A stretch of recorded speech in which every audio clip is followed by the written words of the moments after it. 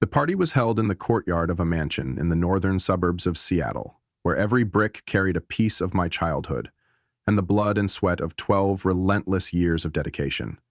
Long white cloth tables lined the lawn, golden lights flickered through crystal wine glasses. The smell of grilled meat and roses blended in the air, making everything feel nearly perfect. Until my father stood up. He raised his glass and tapped it lightly with a spoon, silencing the entire hall for a few seconds. I sat beside my mother, head slightly bowed, waiting for the speech I thought would be a recognition of everything I had done for Blackridge Freight. "Thank you all for being here tonight," he began, voice low but steady, as expected from a man who had led the company for nearly 4 decades. "Tonight isn't just a celebration of us surpassing $80 million in revenue. It's also a special occasion for me to announce my successor." I held my breath.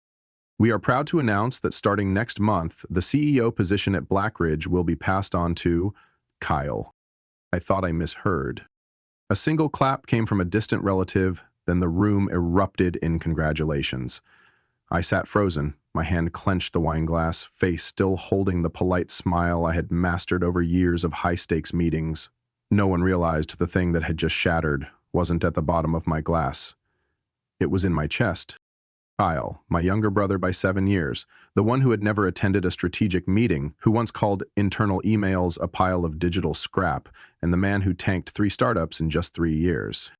I glanced at my mother. Her eyes were misty, lips pressed tight like she was holding back words. But, as always, she said nothing. I slowly stood, raised my glass, lips curled ever so slightly. "Congratulations, Kyle," I said, my voice steady as if it hadn't just been torn from my throat. "Hope you don't wreck the company by the end of your first quarter."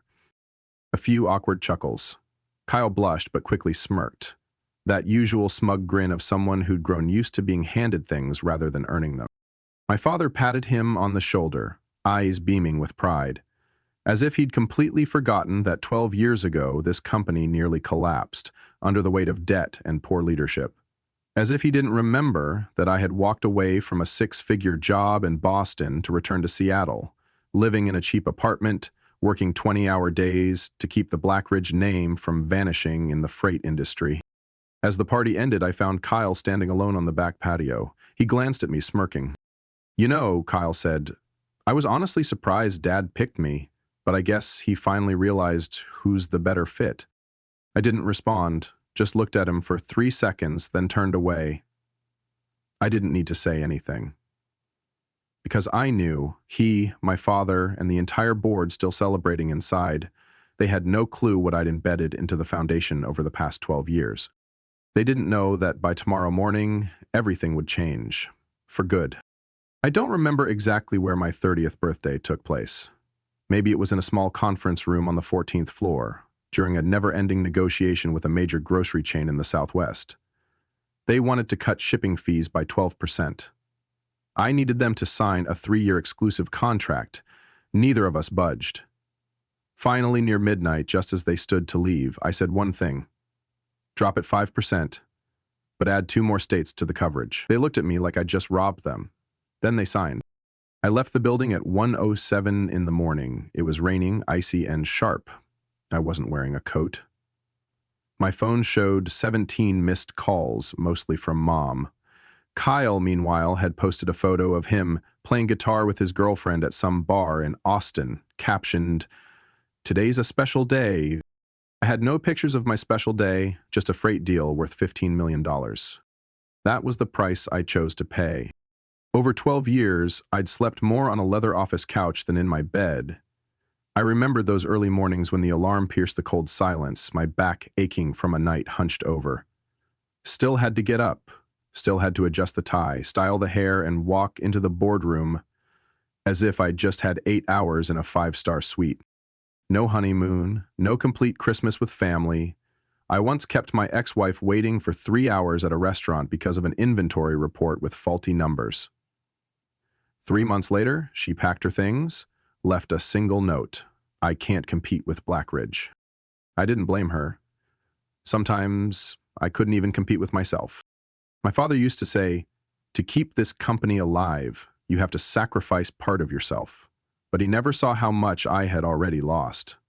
I was the one flying to Denver to pitch strategic partners, the one convincing Atlantic Bank to fund a $20 million expansion round, the one who had to authorize painful layoffs during the 2016 crisis, a decision that cost me 3 close friends. Where was Kyle during those years? Once, in year 8, I was so exhausted I dozed off in the middle of a marketing presentation. The team kept going. When I woke up 3 minutes later, I didn't apologize. I just poured more coffee and continued. They looked at me with a strange mix of awe and fear. Kyle? He was in Bali hosting a retreat for a startup that collapsed after the seed round. He had never read a financial report, never once sat through a budgeting meeting, never even stepped foot in the New Mexico warehouse to handle inventory issues. But Kyle knew how to fake it. He knew how to wrap an arm around my father's shoulder during the holidays, gifting him random presents that hit the mark, a model of the first delivery truck the company used in 1984, a fountain pen engraved with his name, or a leather-bound notebook embossed with the words, "To the man who built Blackridge."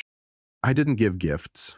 I brought in 11 new market shares. Maybe that wasn't touching enough. Lately, I heard Kyle was planning to launch a podcast on inheriting and managing a family business. I almost laughed. Manage what?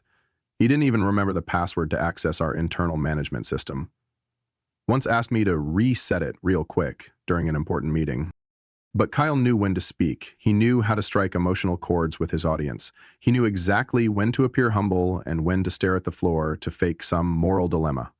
My father was always swayed by that kind of sentimental display, by promises like bringing the company closer to the younger generation. They saw me as old school, too strict, unwilling to adapt to modern media. No one remembered I was the one who moved Blackridge to a digital platform, signed the agreement to convert our entire logistics to AI routing, and saved nearly $3 million per quarter through supply chain optimization. They didn't remember, because I never told them. My story was never told at family dinners. It lived only in memos, quarterly reports, and budget files locked with passwords longer than any of Kyle's thank you speeches. But what they forgot was that I never did it for applause. I did it because I couldn't let the name Blackridge die in the hands of a dreamer. I didn't react that night. I didn't slam my fist on the table. I didn't yell Kyle's name or storm up to my father. I stayed calm, shook hands with the last guests, and smiled like nothing had changed. But in my mind, the details were already lining up. Dates, clauses, numbers. Things my father and Kyle had overlooked for years, but that to me were matters of survival. Around 2 a.m., I sat alone in my office on the 17th floor of Blackridge headquarters. The lights were off, only the glow of my laptop screen and the wind against the window filled the room. I opened the encrypted hard drive I'd kept since 2014, the year my father urgently needed capital to expand our East Coast branch and couldn't secure more loans. He asked me for personal funding at a favorable rate. I agreed, but in return, I demanded a temporary share allocation agreement. Temporary, if the company honored repayment terms. They never did. I pulled out every document, the 2014 investment agreement, the 2017 memorandum during our Canada expansion, the contract to buy back 18% equity from a former investor in 2019, all signed by my father. Not a single mention of Kyle. Not a single dollar from him during the desperate years when the company nearly pulled out of the central market. In total, I held 58.7% equity. If I included the 4% from Mr. Paulson, our retired CFO who still trusted me, that put the number above 60. I didn't sign those papers for control. I signed them because the company needed to survive, but now they had become weapons. Kyle still thought I was the loyal older brother who never said no, always there to fix messes. He had no idea I kept a revised copy of the corporate charter from 2020, updated during my father's attempt to restructure and retain major investors from Houston. Back then, he needed my financial guarantee. I agreed on one condition. All senior executive appointments required majority shareholder approval. He accepted. He thought I'd never use it against him. I hadn't forgotten Kyle's face when he came to my office last year, pitching funding for his new app. his so-called Uber for local freight. Weak concept, flawed algorithm, shaky financial plan, I declined. He stormed out, called me outdated, said I never trusted family. That was the first time I saw a strange look in my father's eyes, like he was considering that maybe Kyle deserved a shot. That's when their plan began, I'm sure. Kyle's spontaneous business trips with my father, investment meetings I stopped being invited to, strategic sessions rescheduled when I happened to be away. I knew everything, but I said nothing, because I no longer needed their approval. I needed proof. Last month, I asked legal to review all unverified investments from 2018 to 2022. I also hired an external audit team to investigate cash flow from the last 3 quarters under the name of an outside consultant. No one questioned it. The results revealed several irregular transactions, including a $700,000 payment to an unlicensed consulting firm, registered under Kyle's name. I sent the findings to my private attorney. I wasn't ready to take Kyle to court, not yet. But I needed that card in hand should things get worse. Just before sunrise, I stood and stretched. The Seattle skyline still glowed through the glass. Below me was a system I'd built with my youth, every contract, handshake, and sleepless night. I wasn't stealing anything. I was reclaiming what had always been mine. Kyle would walk into the office at 9 a.m., expecting to be announced as the new heir. He'd probably wear a fresh suit, prep a speech, and smile like he'd just won a bloodless war. He didn't know the battle hadn't even begun, and he was standing in the wrong place. That morning, I arrived at Blackridge headquarters earlier than usual. The clock had just struck 7:30, but the building was already livelier than normal. A few tech staff were setting up a backdrop for the leadership transition ceremony, one I hadn't been invited to. Down in the lobby, the LED screen flashed in bold silver letters. A new era begins today. Kyle probably thought he had won.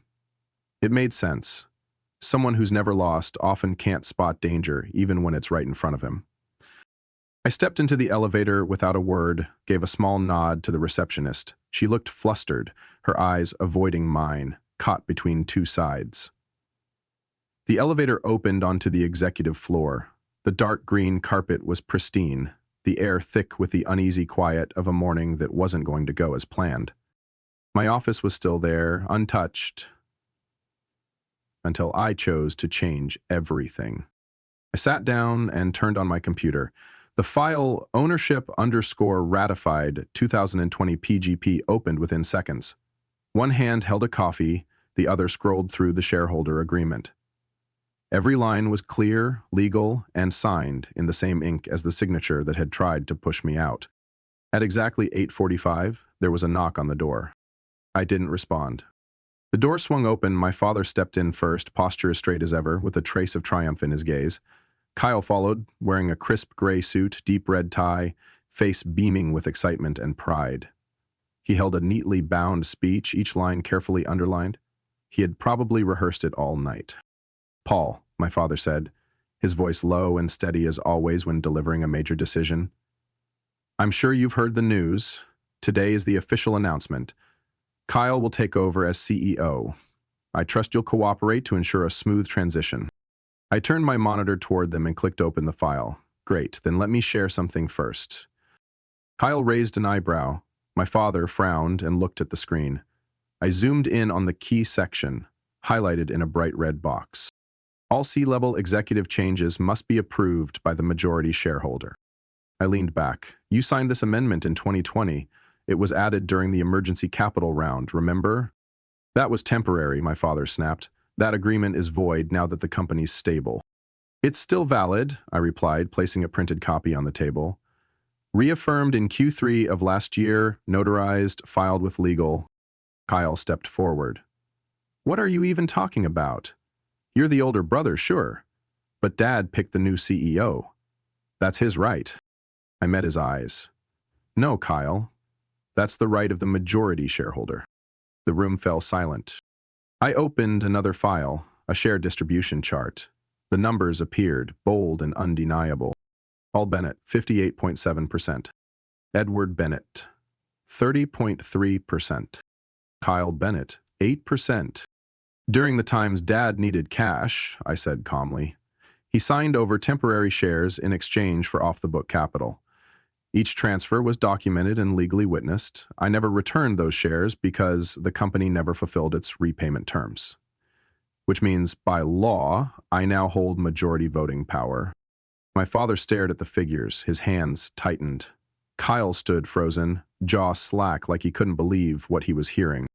"You're manipulating everything," Kyle hissed, grabbing the printed page.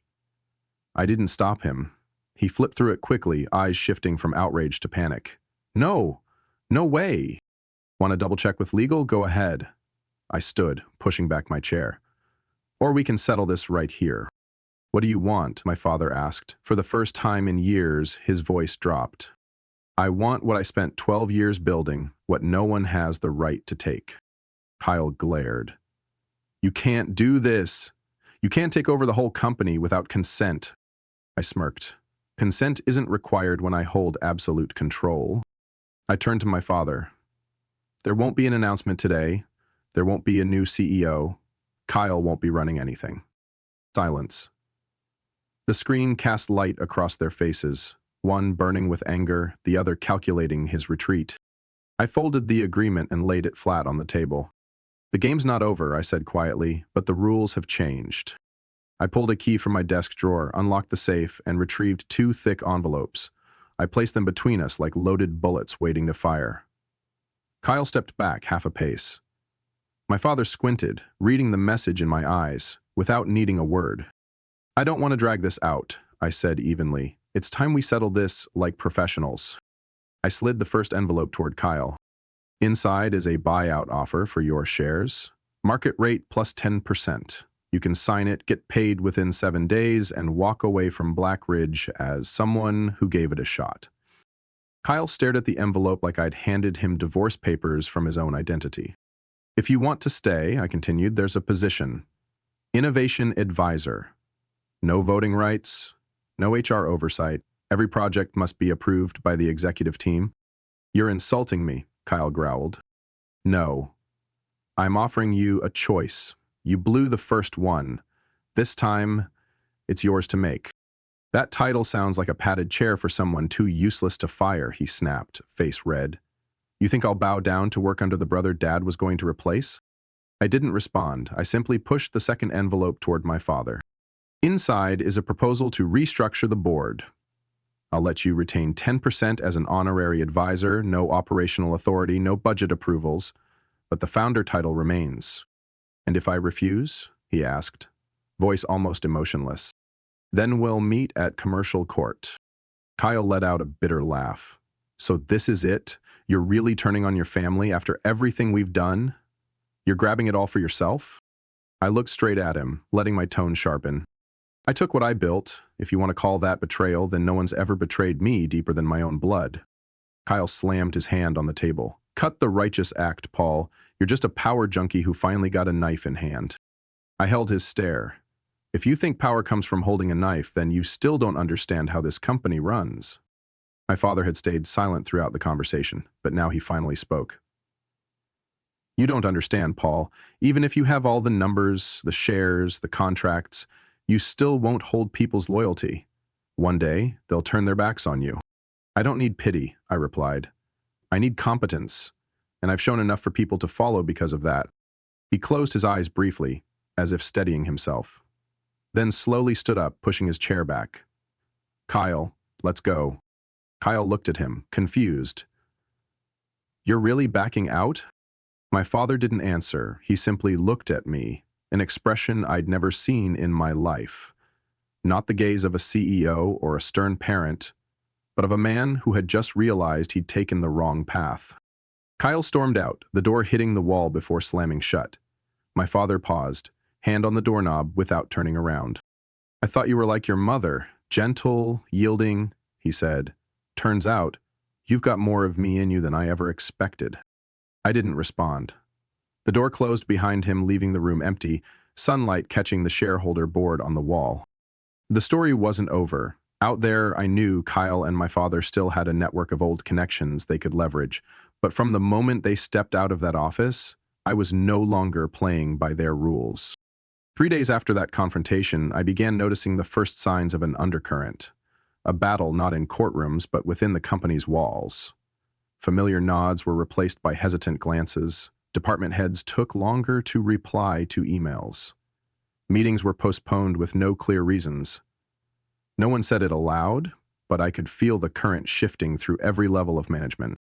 Rumors spread like wildfire that I was a dictator, that I had pushed my family out of greed, that I'd seized power through legal tactics but with no integrity. Some even claimed I'd been accused of misconduct by the board 5 years ago, a complete fabrication. Kyle was behind it. The way he tapped into his old startup contacts, a few faces in the financial media, and even some young investment advisors trying to make a name for themselves made me both furious and wary. He had no legal power, but he knew how to manipulate perception, and my father? He said nothing publicly, but I heard he'd quietly called a few longtime board members, suggesting I was losing control and endangering Blackridge's traditional values. One executive assistant told me Kyle had dinner with 2 Southern Region directors, alongside a former advisor my father once placed on the board. They were discussing a soft transition plan, essentially replacing me with a temporary figurehead to avoid internal conflict. I wasn't surprised. But I wasn't staying silent either. On Monday morning, I sent an urgent executive meeting request requiring the attendance of all regional directors, department heads from strategy, HR, and finance. No official reason was included. I wanted them curious, unprepared. At 10 a.m., the conference room on the 16th floor was packed. The air was thick, partly due to Seattle's summer heatwave, mostly from anticipation. Everyone was waiting to see what I would say. I entered the room with no laptop, no papers, just myself. Unfiltered and decisive. "We won't drag this out," I began, my voice clear and steady. "I know there have been hallway conversations, phone calls, and dinners I wasn't invited to." Some looked down. Others stared back, but their eyes had hardened.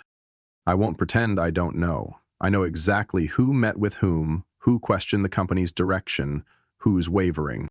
Silence followed. I paused just long enough for it to sink in.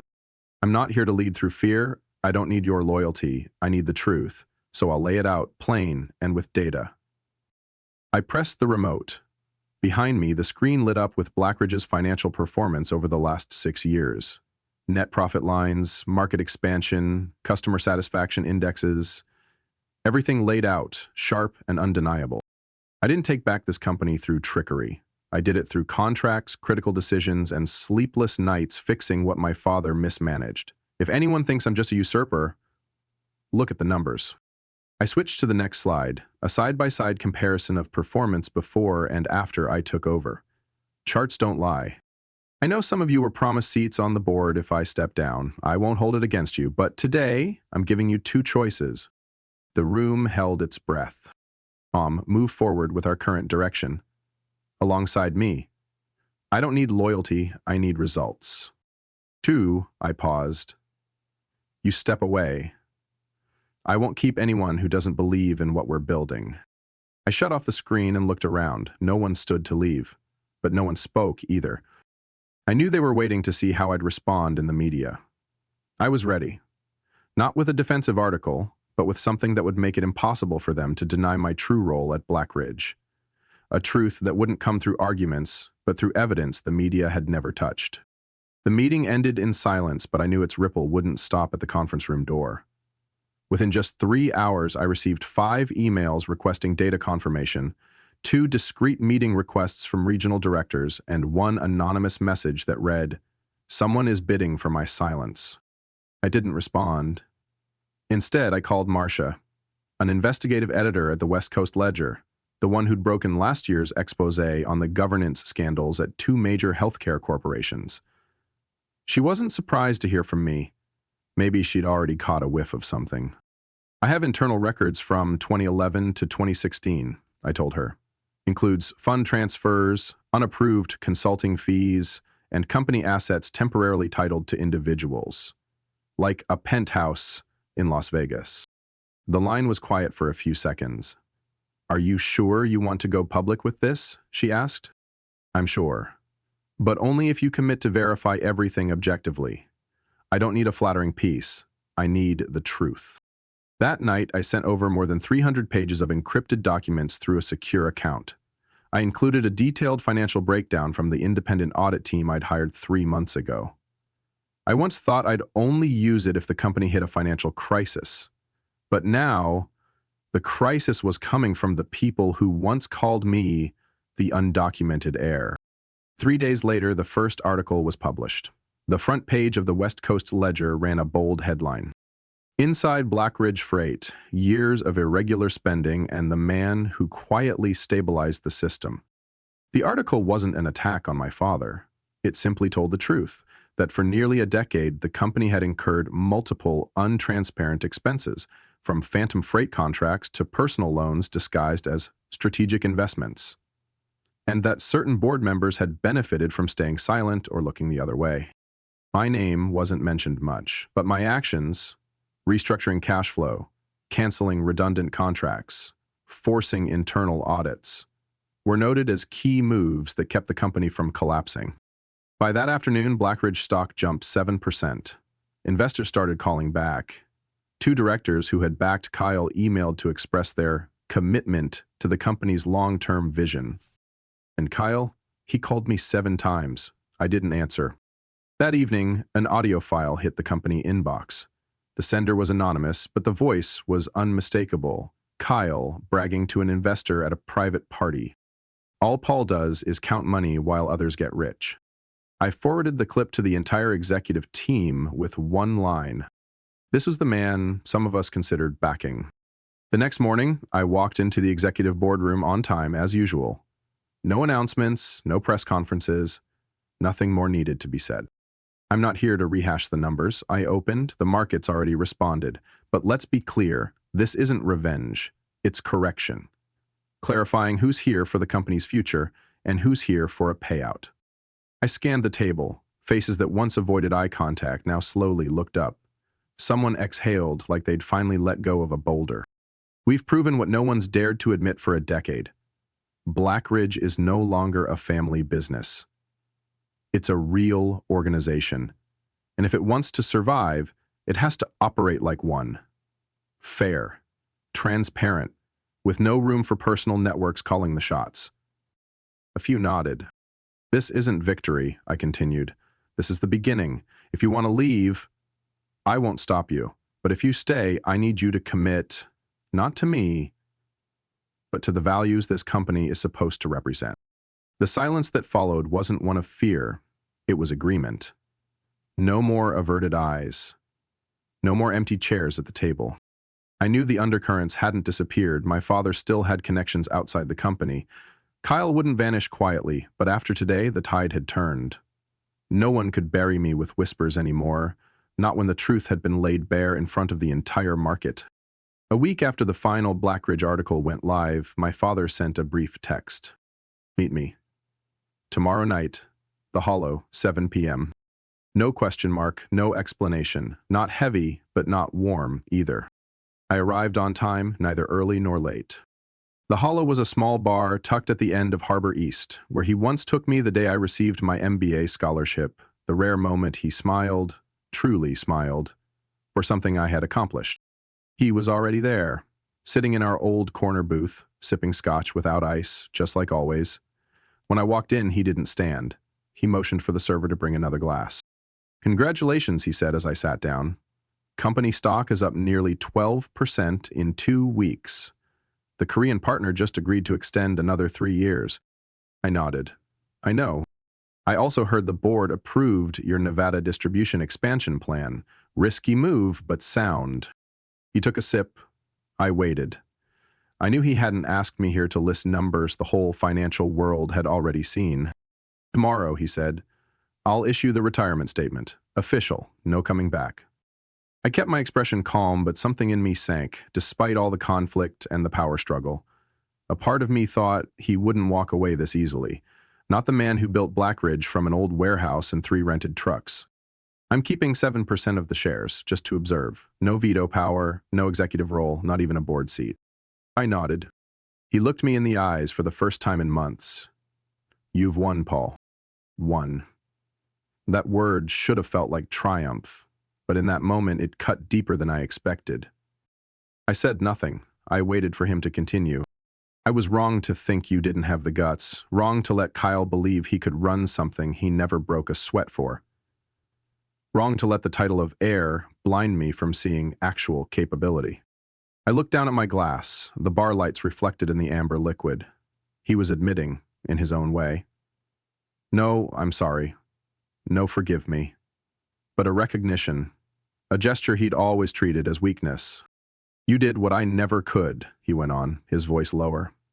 You turned Blackridge into a standalone organization, free from the family shadow. Maybe even free from mine. I raised my glass, tapped it gently against his. I didn't do it to escape anyone. I did it so Blackridge could keep living. But the price, he sighed, eyes not meeting mine, was losing the family. No one said anything for a while. The soft music from the corner speaker mixed with quiet conversations from strangers, forming a silence that wasn't heavy, but wasn't light either. I thought of Kyle. After that pivotal meeting, he disappeared from the company, cashed out his shares, and moved to Portland. No goodbye, no note, just a resignation email from his assistant. Most of his former allies eventually backed out or transferred departments.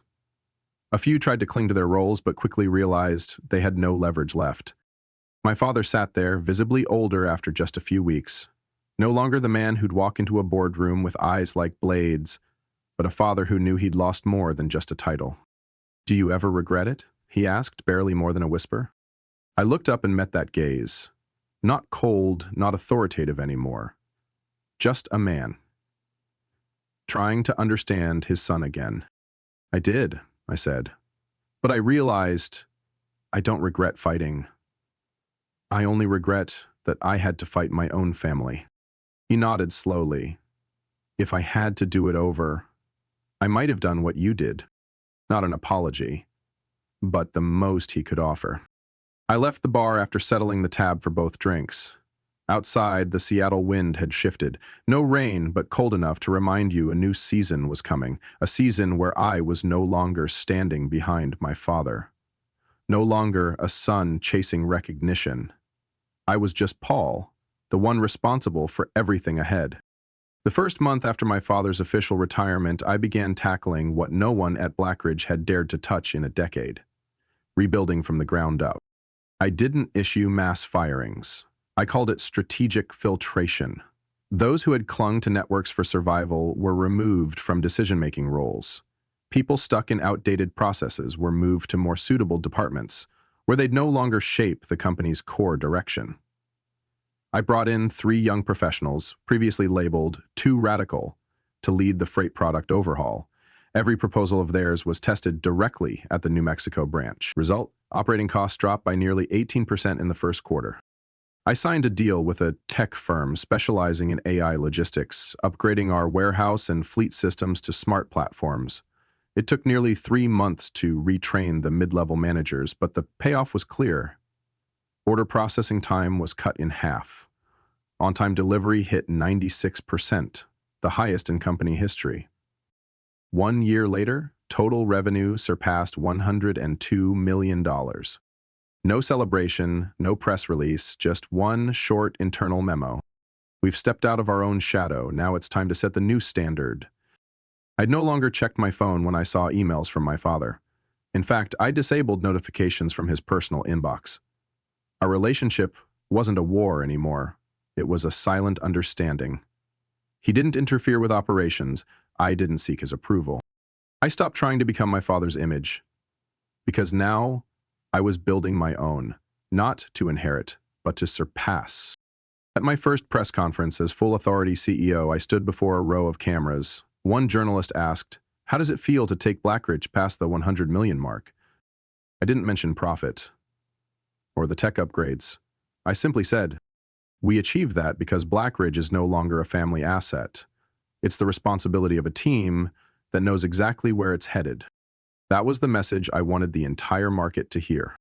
Success came not just from strategy or innovation, but from breaking habits, shedding dependency, and rejecting the wait for permission. In the eyes of many young employees, I saw the confidence I once lacked. Belief that you don't need to be chosen if you know how to rise. One late afternoon, while reviewing development plans for our new operations hub in Arizona, Kyle called. Unknown number. I hesitated before picking up. Heard you're moving the company into medical freight, he said. Smart move. Thanks, I replied curtly. I'm doing advisory work for a small logistics project in Portland, he added. Nothing big, but less pressure. I guess it suits me better. I didn't comment. Didn't ask questions. There was no bitterness in his voice anymore, no resentment.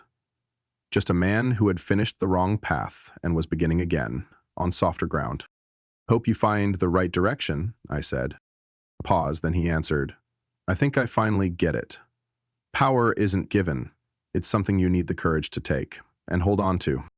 The call ended there. I set the phone down, staring out the window.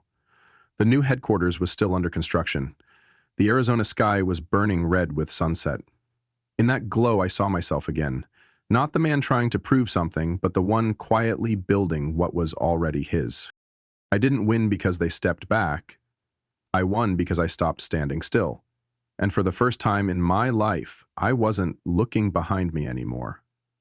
I was looking forward, toward something no one could ever take from me. Paul's story isn't just about reclaiming leadership. It's a clear reminder that in business, true power doesn't come from a title or someone else's blessing. He built his empire with sweat, resilience, and unwavering decisions, even when it meant going against his own family. Paul never chased validation, he created it. In a world where power is often handed down, he proved it must be earned, one hard step at a time. What do you think about Paul's journey and the choices he made? Would you have done the same? Share your thoughts below, and don't forget to follow the channel for more powerful stories about life and family.